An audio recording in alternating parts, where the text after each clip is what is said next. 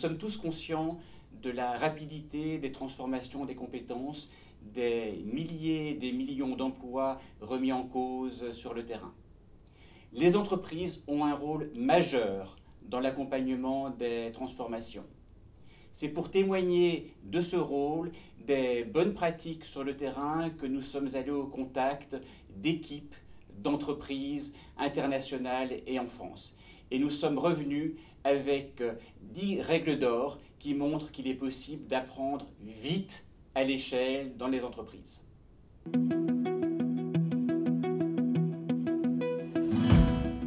Parce que c'est un sujet ancien et majeur qui va au-delà de la question de la connaissance comme pure information ou comme objet à prendre par le biais de la technique, par exemple le knowledge management.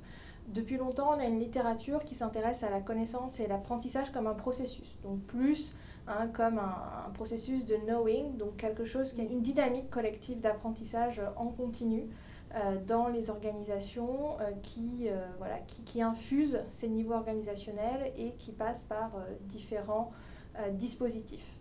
Ce qui est assez ancien, c'est l'insistance sur le rôle des communautés de pratique par exemple. Ce qui est plus nouveau, c'est de mettre en évidence les enjeux en termes de design organisationnel au niveau collectif et individuel. D'une part, la question au niveau collectif des plateformes, par exemple, pour connecter les expertises, et d'autre part, au niveau individuel, le rôle de passeurs, des cultural brokers, pour faciliter ces processus.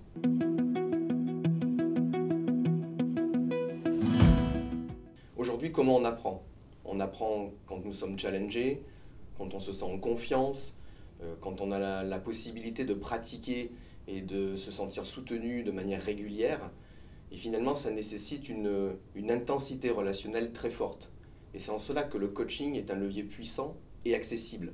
Tout le monde peut être finalement coach. Ça permet de faire la connexion entre ce qu'il y a à apprendre, de comprendre ce que nous devons apprendre, de pouvoir pratiquer et de pouvoir partager ces connaissances.